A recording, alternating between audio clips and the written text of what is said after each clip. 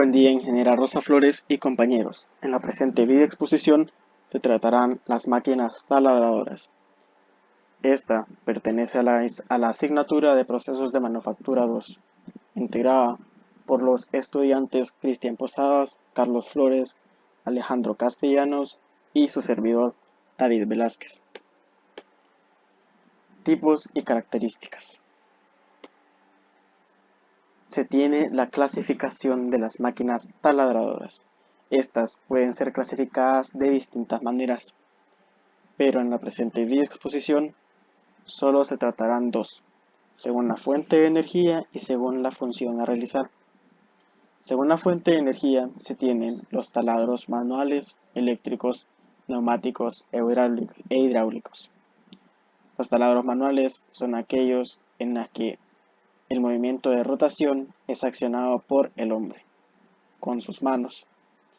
Los taladros eléctricos son aquellos en que su movimiento rotativo es accionado por una corriente eléctrica.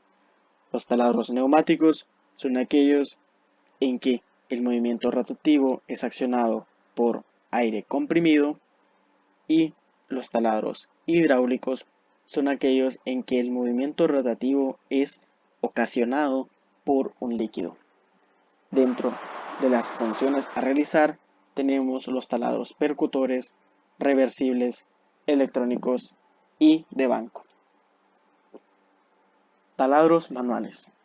Este tipo de taladros son los más sencillos de encontrar en el mercado debido a su precio cómodo. Son antiguos y se utilizan básicamente por particulares en sus hogares para trabajos que no requieren ningún tipo de acabado limpio, haciendo un apartado de que en algunas carpinterías todavía se encuentran este tipo de taladros debido precisamente a sus bajos costos. Inicialmente tenemos la barrena. Esta consta básicamente de una broca y un mango. Es sencillo, no es muy preciso, y la fuerza a ejercer la ejerce la persona misma que está utilizando el taladro. También tenemos el berbiquí. Este tiene un cuerpo en forma de U.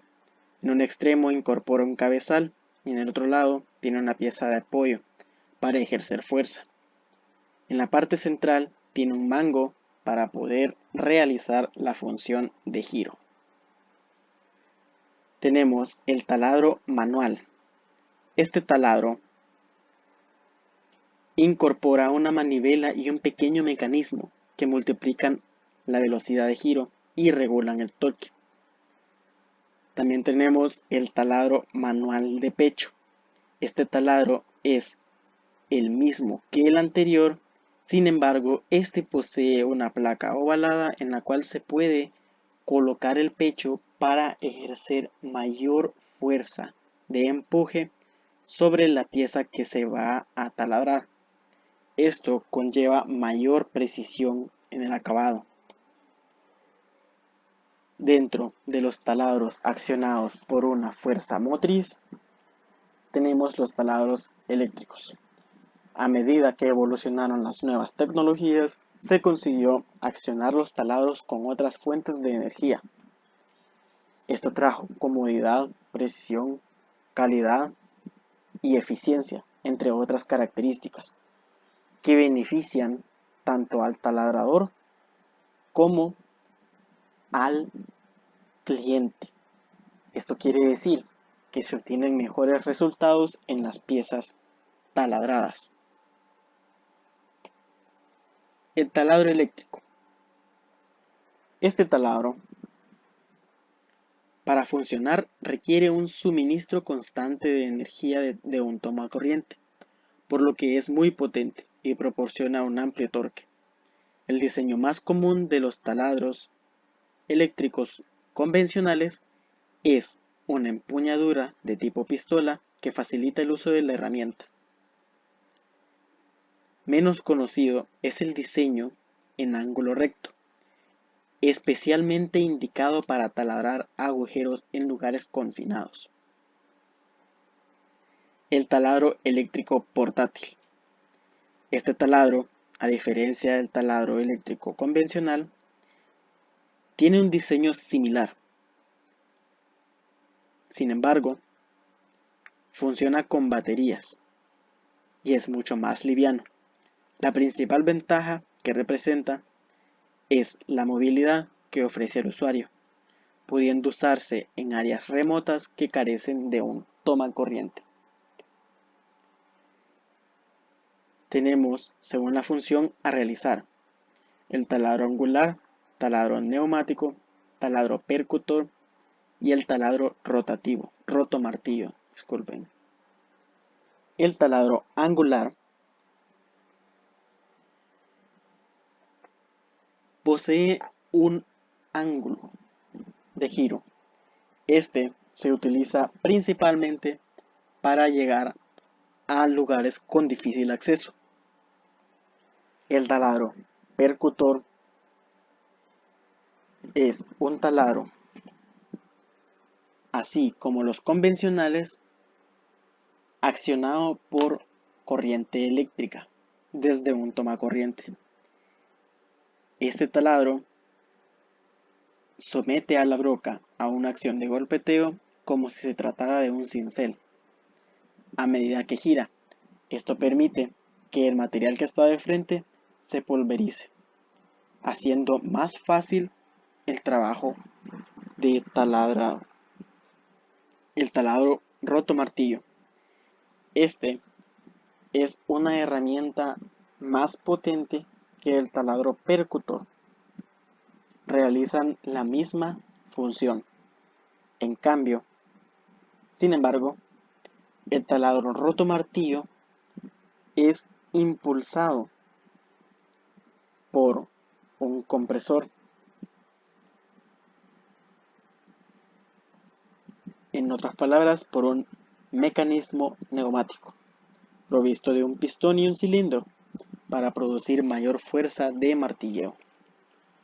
El taladro neumático, al igual que el taladro rotomartillo, es propulsado por un mecanismo neumático.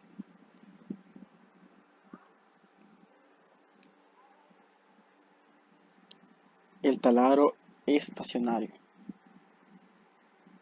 En un terreno que abarca aplicaciones más numerosas, frecuentemente más complejas, rigurosas y o de alta precisión, propias de un taller ya sea automovilístico o industrial, los taladros portátiles no son muy útiles, dado que no son igual de precisos que los taladros estacionarios. No solamente eso, sino que los taladros estacionarios reúnen una serie de ventajas con respecto a los taladros convencionales. Estas pueden ser operaciones de mecanizado, tales como escariado, roscado, redoblonado, avellanado y rectificado, entre otras. Hasta aquí mi parte. Muchas gracias. Bien, pasaremos a lo que son las herramientas en las máquinas taladradoras. Hablaremos de algunas herramientas como ser las portabrocas, como ser las pinzas de fijación de brocas, los utillajes para posicionar y sujetar las piezas, plantillas con casquillos para la guía de las brocas, de los granajes, de las mordazas de sujeción de piezas, de aquellos elementos robotizados tanto para la alimentación y la transferencia de piezas, como también de la afiladora de brocas. Comenzaremos con lo que son los portabrocas. Bien, el portabrocas no es más que un dispositivo que se utiliza para fijar la broca cuando las brocas tienen un mango cilíndrico. Los portabrocas pues se abren y se cierran de forma manual, aunque hay algunos que llevan un pequeño dispositivo que ya lo vamos a ver en los tipos de portabrocas para poder ser apretados con una llave especial. Los portabrocas más comunes pueden sujetar brocas de hasta 13 milímetros de diámetro. Y en el caso que la broca posea un diámetro superior, llevan un mango de cono Morse y este se sujeta de forma directa a lo que es el taladro. Ahora bien, tenemos lo que son los tipos de portabrocas. El primero, en la imagen número 1 podemos ver un portabrocas con llave. Las brocas se colocan en el portabrocas, que luego pues se aprieta o se afloja con la llave que podemos ver en la imagen. La llave permite apretar la broca de forma segura, pero no es demasiado práctico y hay que tener mucho cuidado pues de no extraviar esta llave. Luego tenemos lo que son los portabrocas de cierre rápido semiautomático.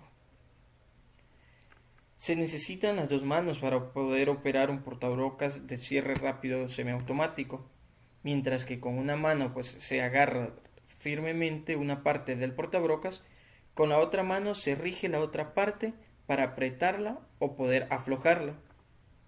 En la tercera imagen tenemos lo que es un portabrocas de cierre rápido automático.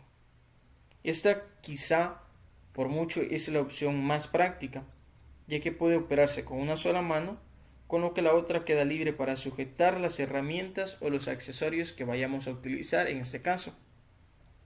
Luego tenemos lo que son los portabrocas SDS. Este sistema de portabrocas solo se ofrece en los martillos y solo es compatible con brocas especiales para este tipo, con brocas SDS. Dichas brocas son muy fáciles de colocar. Si se quiere taladrar madera y lo que es metal con brocas normales, se necesitará pues lo que es un adaptador especial para poder utilizar este tipo de portabrocas. Y por último, en la imagen número 5 podemos ver lo que es una conexión hexagonal. Los atornilladores a batería suelen incorporar pues una conexión magnética hexagonal. Dicha conexión para atornilladores de impacto a batería funciona de manera un poco diferente al resto. Hay que tirar lo que es del portabrocas, como podemos ver aquí en la imagen, hacia adelante para colocar el accesorio. Después ya se puede soltar el portabrocas, pero en ninguno de los dos casos necesitará lo que es herramientas adicionales para conectar lo que son los accesorios. Bien, luego pasamos a lo que ya son las mordanzas. En los taladros es muy habitual utilizar mordanzas u otro sistema de apriete para sujetar lo que son las piezas mientras se taladra. En la sujeción de las piezas hay que controlar bien la presión y la zona de apriete para que no se deterioren las piezas que estemos trabajando.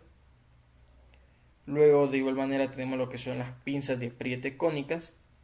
Estas pinzas se utilizan cuando se usan cabezales multiusillos o brocas de gran producción en lugar de lo que son los portabrocas, ya que su apriete pues es más débil. Se utilizan estas pinzas cónicas atornilladas ya que ocupan un menor espacio y dan un apriete lo que es más rígido a la herramienta. Bien, esto sería lo que es las mordanzas y las pinzas de apriete. Pasamos a lo que es el granete.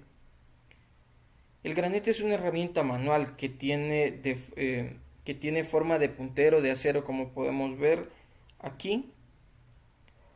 Tiene forma de puntero. Es de acero templado, afilado en un extremo.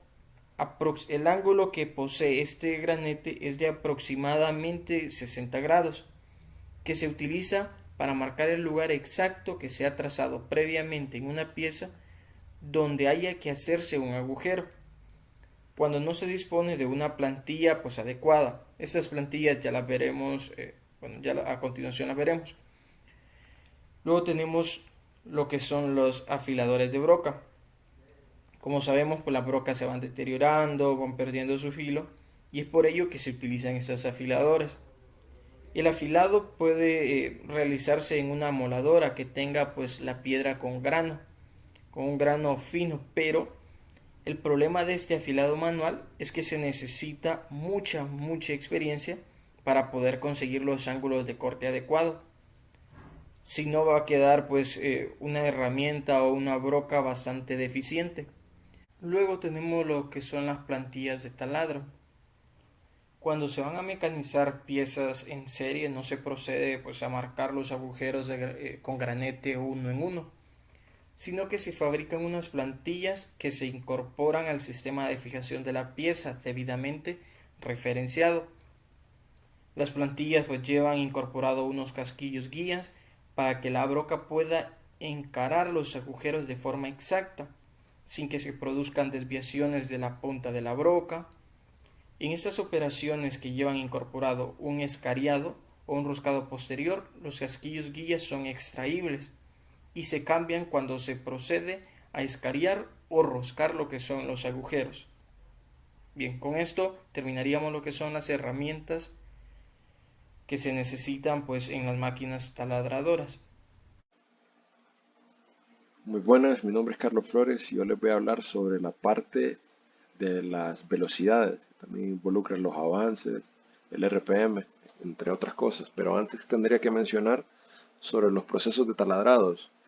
El taladrado es un término que cubre todos los métodos para producir agujeros cilíndricos en una pieza con herramientas de arranque de viruta. Además del taladrado de agujeros cortos y largos, también cubre el tempanado y los mecanizados posteriores, tales como el escariado, mandrinado, roscado y brochado.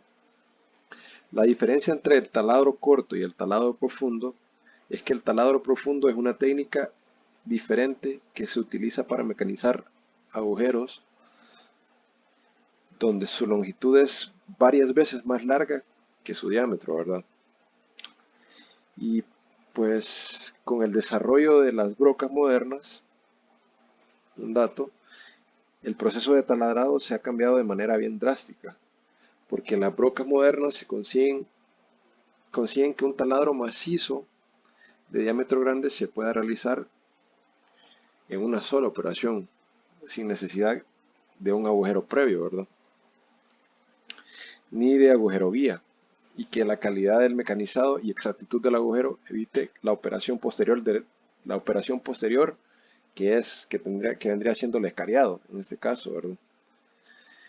El taladro ha evolucionado bastante con el pasar de los tiempos. También tendremos que hablar de la producción de agujeros, antes de hablar de la velocidad de corte, entre otras cosas.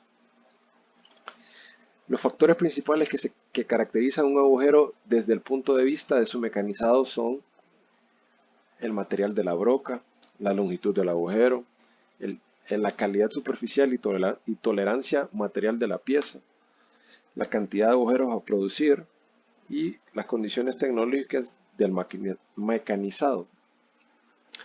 Casi la totalidad de agujeros que se hacen en diferentes taladoras que existen tienen cierta relación con la tornillería en general.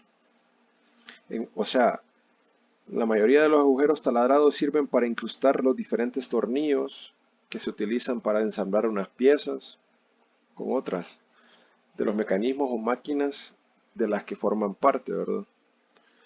Entonces, gran parte de esto se utiliza, la utilidad de esta máquina es, es de bastante auge, ya que con esto se ensamblan muchas diferentes máquinas más, ¿verdad? Con los agujeros y pues con los tornillos y diferentes piezas, ¿no? Parámetros de corte del taladro. Entre estos están la elección del tipo de broca que sea la más adecuada, el diámetro exterior de la broca u otra herramienta, sistema de fijación de la pieza, velocidad de corte, que sea la vamos a ver más a detalle, las revoluciones por minuto del lucío portabrocas, el avance, también lo vamos a ver más a detalle, la profundidad del agujero, esfuerzos de corte, los tipos de taladradoras y sus accesorios adecuados. Bueno, los parámetros de corte fundamentales que hay que considerar son estos, ¿verdad? Así que ahora pasaremos a la velocidad de corte.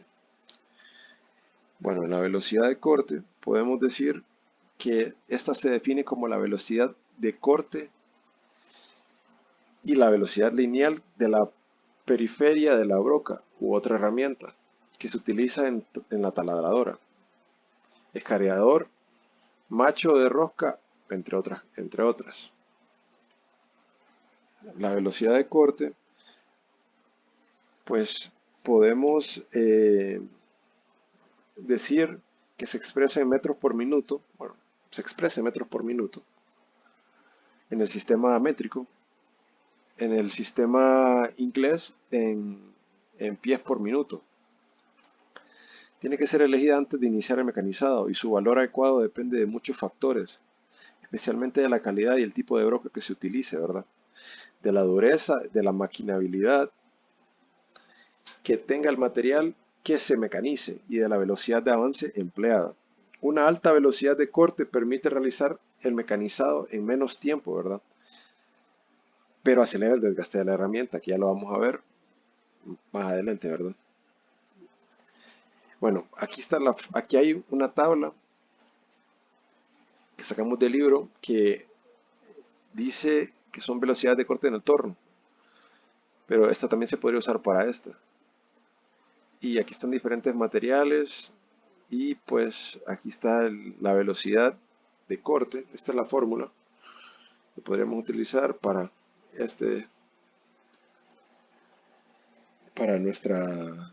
nuestro taladro.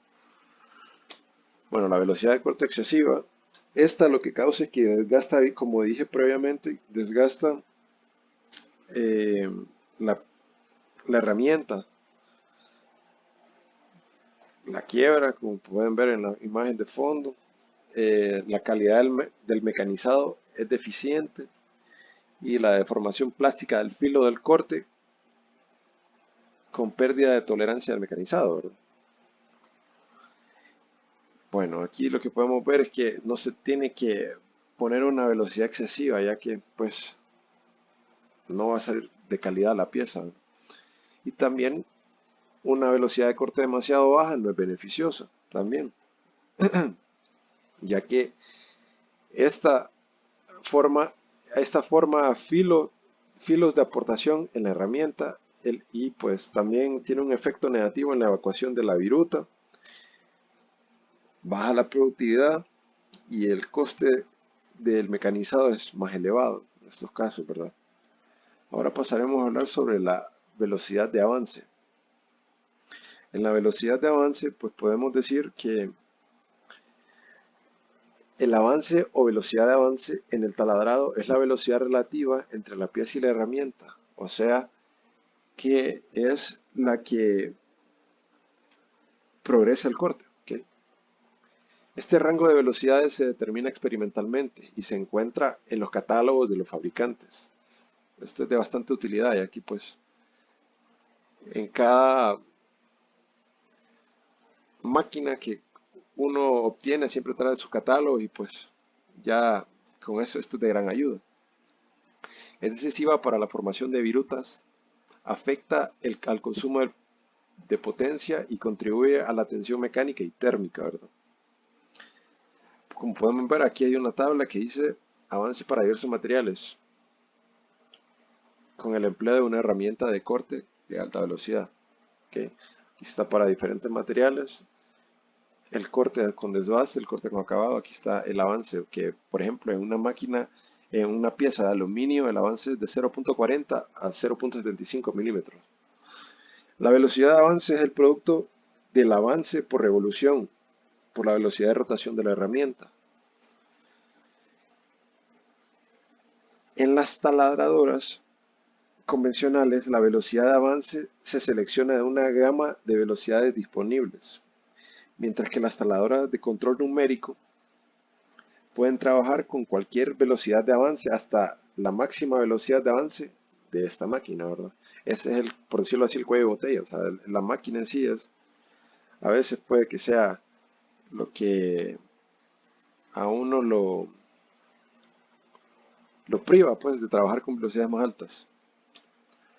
La elevada velocidad de avance, ocasiona es que es un buen control de viruta. También ocasiona, lógicamente, un menor tiempo de corte, menor desgaste de la herramienta.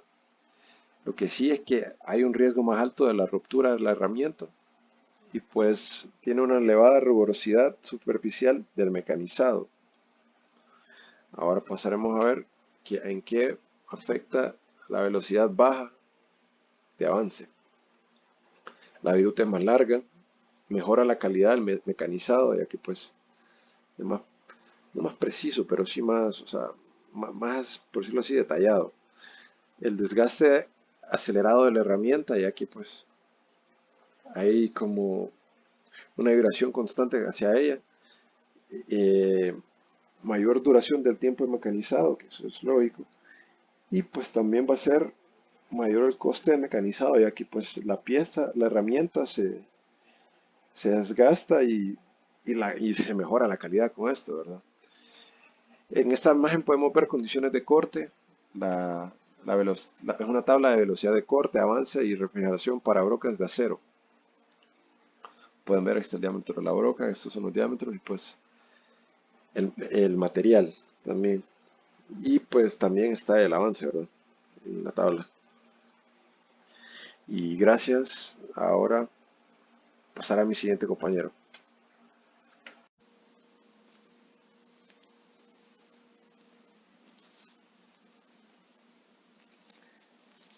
Bien, buenos días. Mi nombre es Alejandro Castellanos y yo voy a hablar sobre los tipos de broca que existen.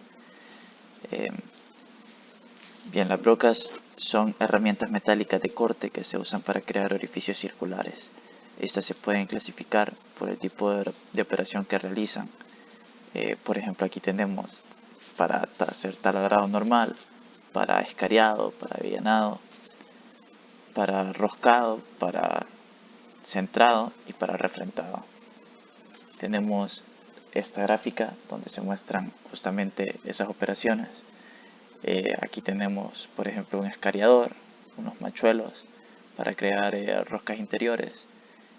Aquí un abocarado, para hacer abocarado, quiero decir, para hacer un avellanado. Aquí tenemos una broca de centros e incluso para hacer un refrentado. Bien, la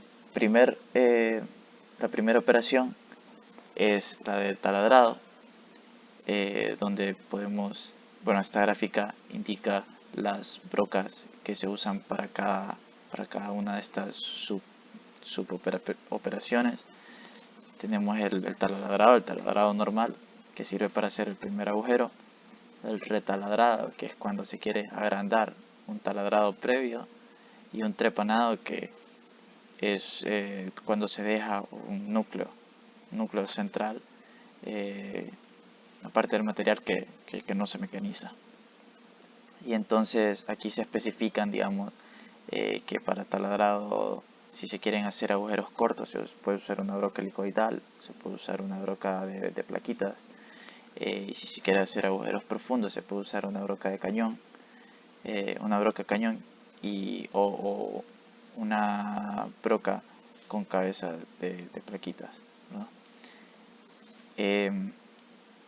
Aquí se mencionan justamente estas que se explican, quiero decir, justamente estas que acabo de mencionar. La broca helicoidal, que es la que ya todos conocemos. La punta está formada por dos o más conos desplazados del eje de la broca. Su intersección forma el filo transversal y se constituye de dos partes principales, que son el cuerpo, que es la parte con la forma helicoidal, y el mango o núcleo, que es la parte lisa, ¿no? Y ahí tenemos la broca cañón, que se utiliza para realizar taladros profundos, esta que tenemos aquí, de pequeño y mediano diámetro. La profundidad de las brocas de cañón puede ser incluso superior a 100 veces su diámetro. Y por último, las brocas con plaquitas, que son muy similares a los buriles de insertos que se usan en el torno. Son más que nada un portaherramientas con placas intercambiables de metales duros, generalmente carburos, como carburo de tungsteno, por ejemplo. Y aquí tenemos las partes de la broca. Una broca convencional donde se distinguen primero aquí las dos partes principales, siendo el mango, aquí la parte lisa, y el cuerpo, que ya la parte con la forma helicoidal, donde aquí en la punta se distingue el filo principal, que es esta línea que se mira aquí, el filo secundario, que es esta que viene aquí, que sería esta misma, que bueno, esta también forma esta superficie de desprendimiento de viruta, que es por donde pasa la viruta. Aquí por aquí sale como un tornillo de Arquímedes. También se distingue el filo transversal, esta parte de aquí, y la superficie de incidencia, que es esta parte de aquí.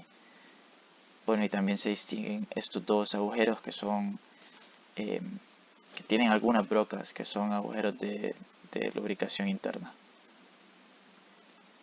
Y bueno, ya pasando a las otras operaciones más del taladrado normal, se tiene el avellanado,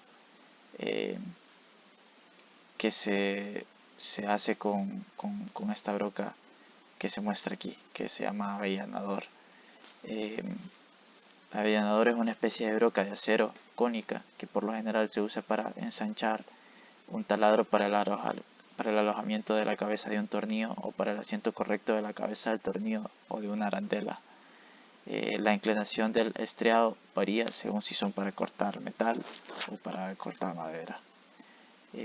La tabla que se muestra aquí presenta diámetros de taladros y asientos de cabeza de tornillos para distintos tamaños de rosca. Aquí se muestran los tamaños, un M3, un M4, así. Ahora, el escariador, que se usa para dar dimensiones finales a un agujero previamente taladrado y que quedó con una superficie rugosa, o simplemente para agrandar agujeros que habían sido taladrados previamente con una broca de un diámetro un poco inferior. Estos escariadores se fabrican de aceros con alto contenido en carbono o de aceros de alta velocidad. Aquí se tienen machuelos, que son una herramienta de corte para tallar cuerdas de tornillo interiores. Machuelo es una especie de tornillo de acero aleado, templado y rectificado con ranuras a lo largo de la cuerda que permiten el desalojo de las rebabas arrancadas al generar la cuerda. Es importante mencionar que el roscado requiere un taladrado previo, ¿verdad?, antes de usar los machuelos, de un diámetro mayor al núcleo de la rosca. Esto porque la operación produce rebabas. El machuelo puede ser a mano, en cuyo caso se emplean juegos de 3 machuelos, como se pueden observar aquí, cada uno de una serie distinta, que esto ya lo voy a explicar. Y si fuera de máquina y no a mano, pues por lo general solo se usa uno. Los machuelos están fabricados de acero de alto contenido de carbono o acero de alta velocidad, siendo estos los últimos los más comunes. Los machuelos tienen 2, 3 o 4 estrías a lo largo del cuerpo que ayudan a eliminar las rebabas y a la circulación de los fluidos de corte. Y bueno, como se explicó ya en la primera unidad de la clase de procesos 2, pero aún así se recuerda que los machuelos se pueden clasificar por el tipo de chaflán en el extremo del corte, que puede ser cónico, de tapón o de fondo. También se pueden clasificar por serie, así como se muestran aquí, que se identifican con estos anillos alrededor del zanco. Y también se pueden clasificar por el tipo de estría que tienen, que puede ser en espiral, rectas, rectas con entrada corregida, etc. Y por último, la broca de centros, que sirve para hacer el centrado, o también llamado taladrado central. Esta operación taladra un agujero inicial para establecer con precisión el lugar donde se taladrará el siguiente agujero. algo así como en un torno, digamos. Aquí se muestra y aquí se muestra también ya la broca de centros, ya en grande.